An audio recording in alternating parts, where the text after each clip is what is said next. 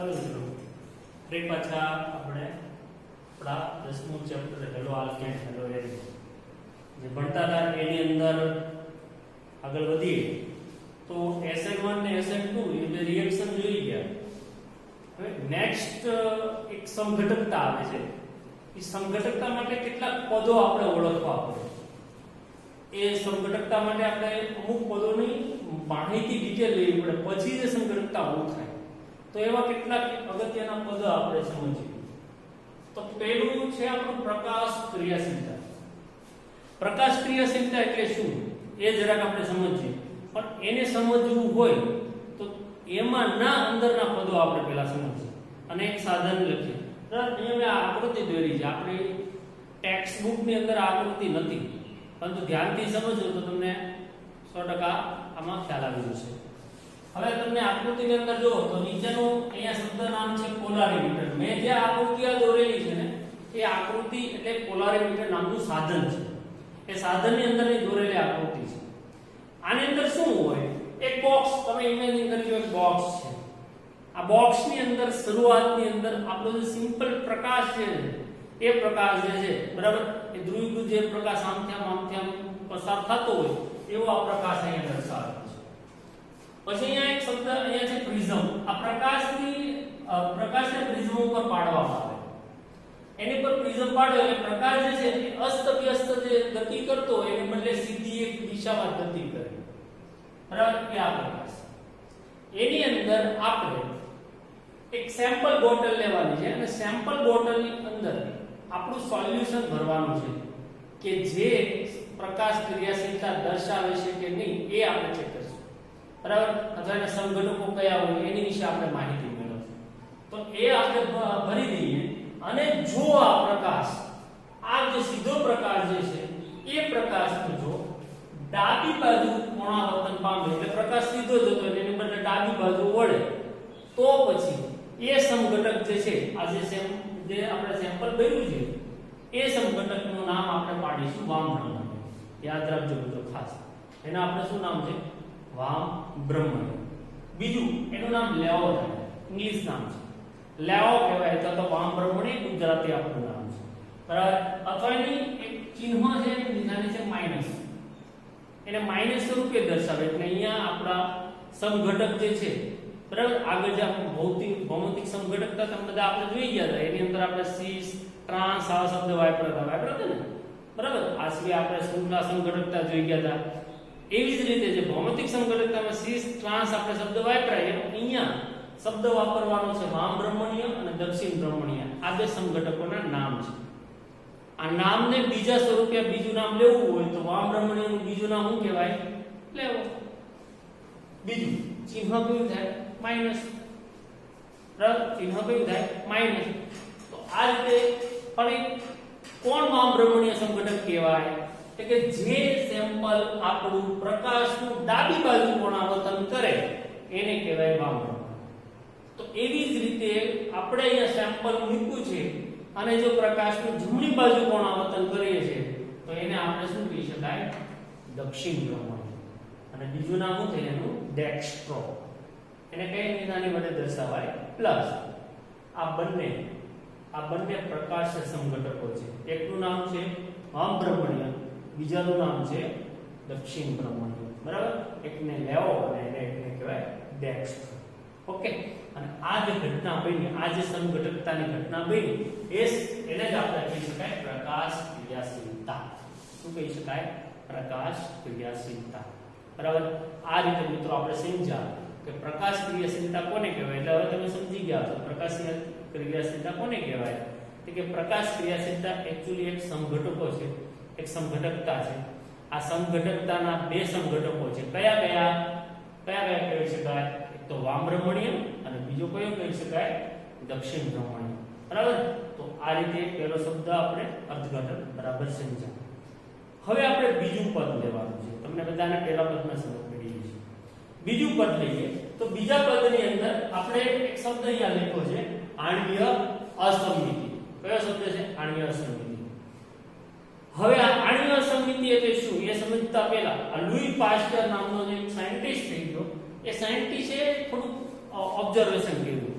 એને શું કર્યું ઓબ્ઝર્વેશનમાં કે જે સંયોજનો હોય ને બરાબર કે એ પ્રતિબિંબ સમઘટકો જે દર્શાવે છે બરાબર એવા સંયોજનો કે જે લોકો અમુક સંયોજનો એવા છે બરાબર એને ઓબ્ઝર્વેશનમાં અમુક સેમ્પલો લીધા 1 2 3 ને 4 એ લોકો જોયું એની અંદર કે ભાઈ આ જે સેમ્પલ છે એ પ્રકાશ સમઘટકતા દર્શાવે છે બરાબર એટલે કે એના બે સમઘટકો બનશે કયા કયા વામબ્રહ્મણી અને દક્ષિણ બ્રહ્મણી એનો અભ્યાસ કર્યો જોયું કે આ પ્રકાશ સમઘટકતા શા માટે દર્શાવે કારણ શું એની પાછળ જવાબદાર એ લોકો શા માટે દર્શાવી શકે પ્રકાશ સમઘટકતા કે એની માટે જવાબદાર વસ્તુ છે એનો વિન્યાસ એની ગોઠવણી એનો જે પરમાણુનો વિન્યાસ જે છે એના લીધેથી એ લોકો સમઘટકતા દર્શાવે છે કોણે આવું કીધું લૂઈ પાસ્ચર હવે બીજા બે વૈજ્ઞાનિક હતા બરાબર એ સાયન્ટિસ્ટની આપણે વાત કરી તો એ આપણા બંને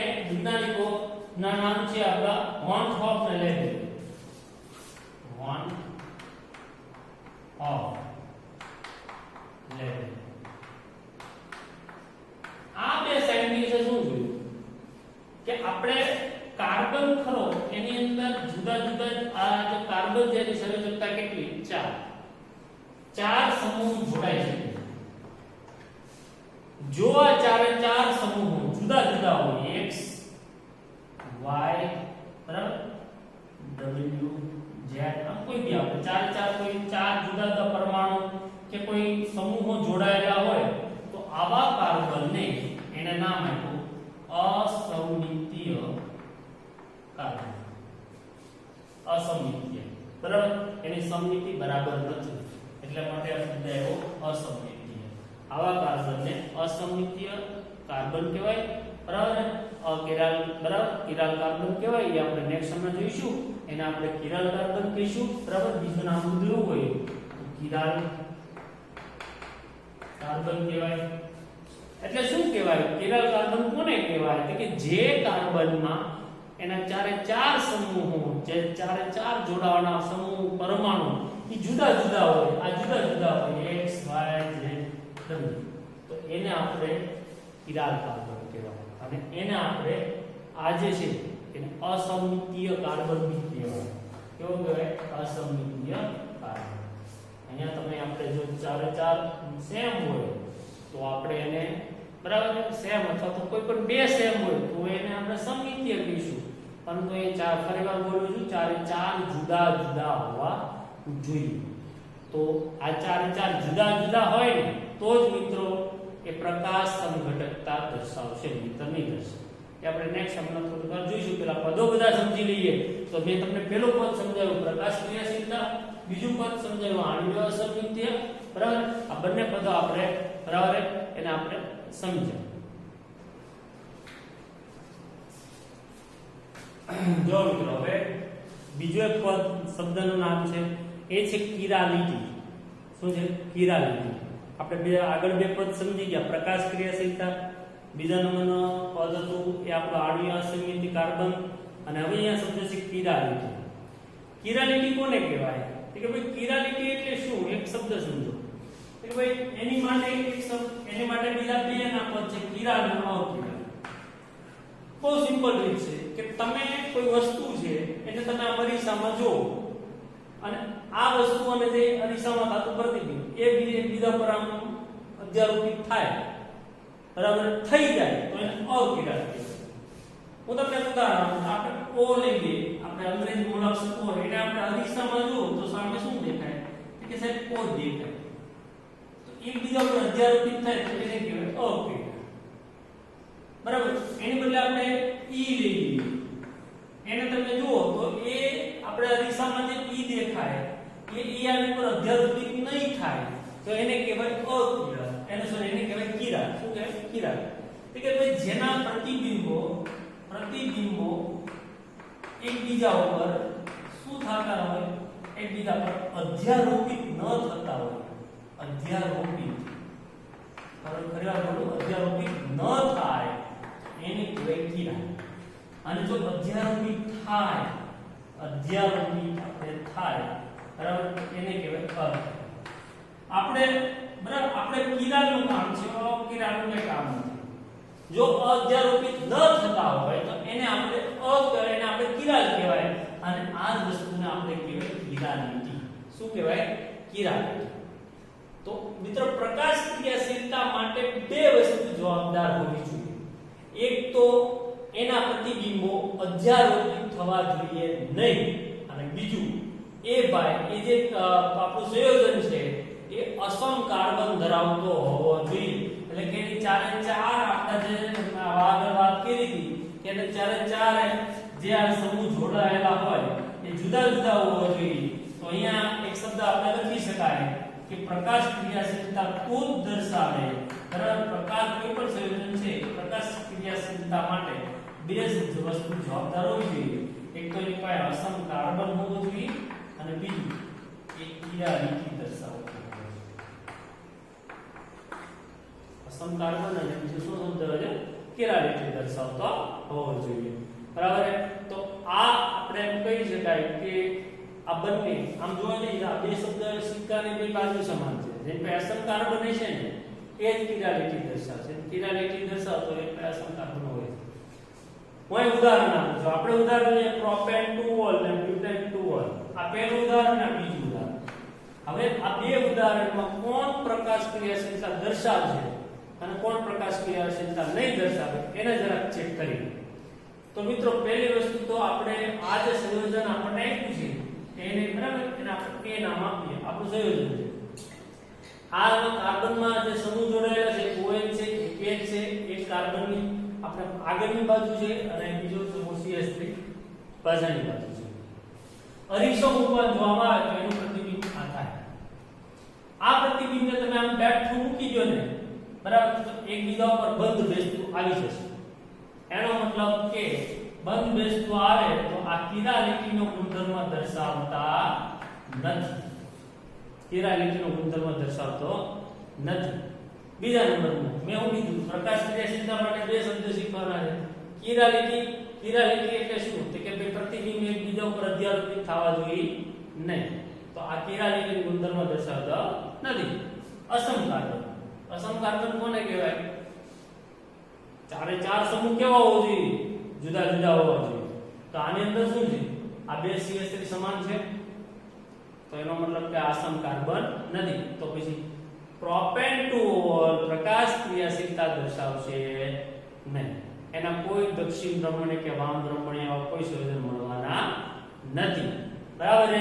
બીજું હજી એક ટ્રાય કરી જોઈએ. જો અહીંયા આપણે આ સંયોજન છે 180 અંશને રોટેશન કરો અને રોટેશન કરતા જે આપણું સંયોજન C મેળવ્યું ઈ આ બંને બેઠા હોય બરાબર જે સેમ હોય તો પણ પ્રકાશ ક્રિયાશીલ તો પણ કિરાલિટી દર્શાવશે નહીં. પ્રકાશ ક્રિયાશીલતા દર્શાવશે નહીં. તો મેં આને જ્યારે 180 એટલે અહીંયાથી રોટેશન કરવાનું છે તો રોટેશન કરતા CH3 ને 180 કર્યો તો આ બાજુ આવ્યો હોય છે અહીંયા આવ્યો આ CH3 આ બાજુ હતો રોટેશન કર્યો તો પેલી સાઈડ જતો રહ્યો તો જોયું તો સંયોજન C એ સંયોજન A ઉપર બંધ બેસતું આવી જાય છે. મતલબ propane to all finally chirality પણ નથી દર્શાવતો કે પ્રકાશ ક્રિયાશીલતા પણ દર્શાવતો નથી. બીજું ઉદાહરણ લઈએ. હવે આપણે ઉદાહરણ લીધું butane to all. Butane to all ની અંદર અહીંયા આપણે એ જે સંયોજન છે એને D નામ આપ્યું અને D ની ઉપર અરીસો મૂક્યો ત્યારે આપણને E મળ્યો અને અહીંયા બેઠો આની ઉપર અધ્યારોપિત કરવા ગયા તો અધ્યારોપિત થયું નહીં. એટલે મતલબ કિરાલિટી દર્શાવે છે. બરાબર? સૌથી મહત્વનો પોઈન્ટ તો હું તો અસમ કાર્બનને જ બનાવું છું. તમારે ચેક કરવાનું આ કાર્બન છે એક OH જોડાયેલો છે એક H જોડાયેલો છે એક C2H5 જોડાયેલો છે એક CH3 જોડાયેલો છે. ચારે ચાર જુદા જુદા થઈ ગયા તો પછી આ હું વાત કરી ચારે ચાર જુદા જુદા શું કહેવાય? અસમ કાર્બન. તો અસમ કાર્બન છે ધેટ્સ ઓલ. પ્રકાશ ક્રિયાશીલતા દર્શાવશે એમાં કોઈ પેલું નથી.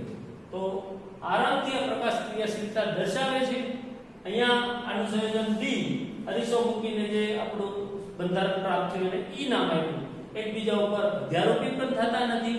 ધેટ્સ ઓલ કિરાલિટી દર્શાવે છે. બીજું 180 અંશે રોટેશન કરવામાં આવ્યું તો રોટેશન કરતા આપણને આ જે છે એ સંયોજન બરાબર એ કહી શકાય કે એકબીજા ઉપર સંયોજન F અને સંયોજન D એકબીજાને મળતા નથી જુઓ તમે. બરાબર. ઘણા વિદ્યાર્થી ભણે છે તેના મનમાં પ્રશ્ન થાય સાહેબ 180 રોટેશન કેમ કરવું? ચોપડામાં 2D માં કેમ કરવું? તો કે ભાઈ આ વસ્તુ તો ખરેખર 3D ની છે. બરાબર. આ સંયોજન બનાવીને 3D સ્વરૂપે એ લોકો રોટેશન કરી નાખ્યું. જે આપણે બુકની અંદર શક્ય નહીં બને. પણ બુકમાં આપણો પ્રશ્ન MCQ માટે એક જ શબ્દ ધ્યાનમાં લેવાનો, કોણ પ્રકાશ ક્રિયાશીલતા દર્શાવશે? જેની પાસે અસમ કાર્બન હોવો જોઈએ. અસમ કાર્બન એટલે ચાર, હજી એકવાર બોલું છું, ચાર એના સમૂહ કેવા હોવો જોઈએ? જુદા જુદા હોવા જોઈએ.